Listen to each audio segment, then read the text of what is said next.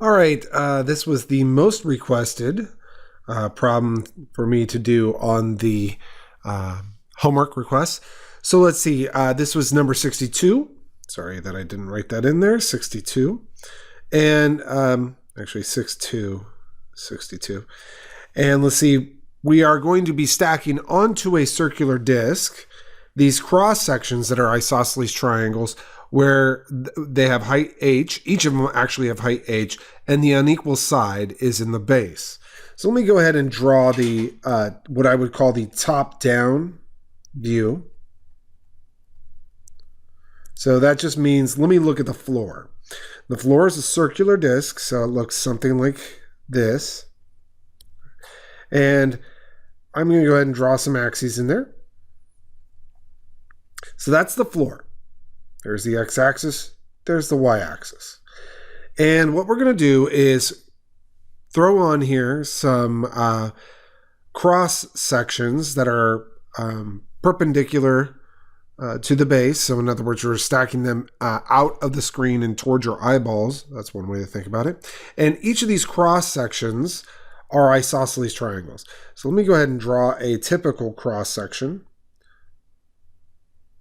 The amount of work, by the way, they didn't tell you if it was parallel or perpendicular to the x-axis because it's a circular base, so it doesn't really matter. But I happen to know that if I looked at that slice on a side view, so right here, right side view of that slice, it would look something like this. And we are told that the height of this slice is always h. Now, it turns out that this length here, which is the same as this length there, is 2 of my y values at any given moment. All right, and let's see any other things I need. Oh, they told me that the radius of this circle is r, so the equation is x squared plus y squared is equal to r squared. All right, and we know this thickness is a delta x. Okay, so I think I have everything I need. I am not going to set up an integral to go from negative r to r. Instead, I'm going to go from 0 to r.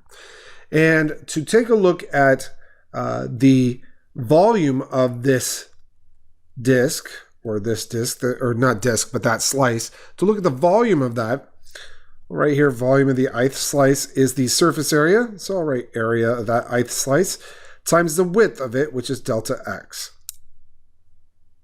And the area of that ith slice is, well, the area of the triangle right there. So 1/2 the base, which is 2y, times the height, which is always h. Okay.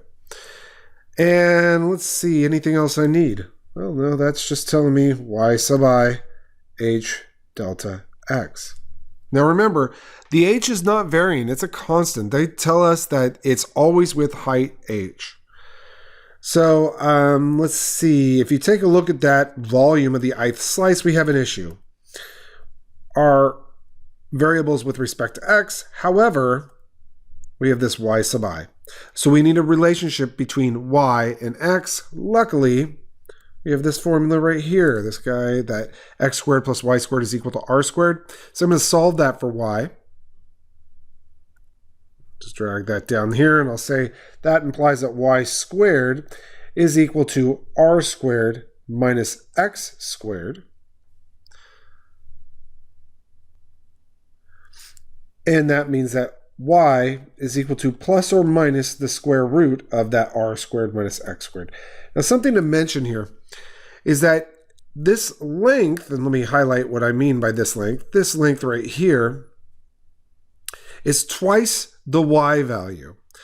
And really, I could just say it's twice the upper y value, right? That's what that total length is. So I'm not really concerned with the y being negative. I want y to be positive. I want to think of the positive y values here. So I'm going to go ahead and only worry about the positive root.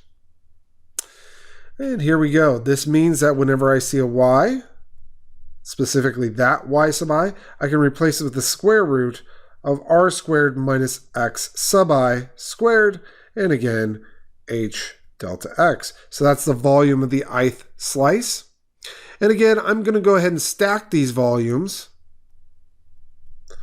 starting at x equals 0 and going all the way to x equals r, again, because we're going from here all the way to here. And I'm going to double that up. And that's going to be the square root of little r squared minus little x squared, h dx. Now remember, h is a constant. It's the same height for all triangles. So I'm going to factor that out. So I have 2h. Integral from 0 to r. I'm not writing x equals anymore because I don't need to. And square root of little r squared minus little x squared dx. And at this point, that's actually the answer to part A. They wanted us to write an integral. The answer to part B, they said, now compute this by thinking of it in terms of areas. And we did a problem like this in class. If you let y equal the square root of little r squared minus little x squared, then really what you're looking at, and specifically right here, is you're looking at the upper half of a circle. Positive square root of r squared minus x squared is the upper half of a circle. Technically, it would be that full upper half, right? Because you're looking at, again, the y being the positive square root, right? That's what we're dealing with. Y being the positive square root of r squared minus x squared. So all the positive y values. However, we're only integrating this from x equals 0 to x equals r. So really, I'm not concerned with the stuff that goes from negative r to 0, only from 0 to r, and that is 1/4 of the area of a circle of radius r.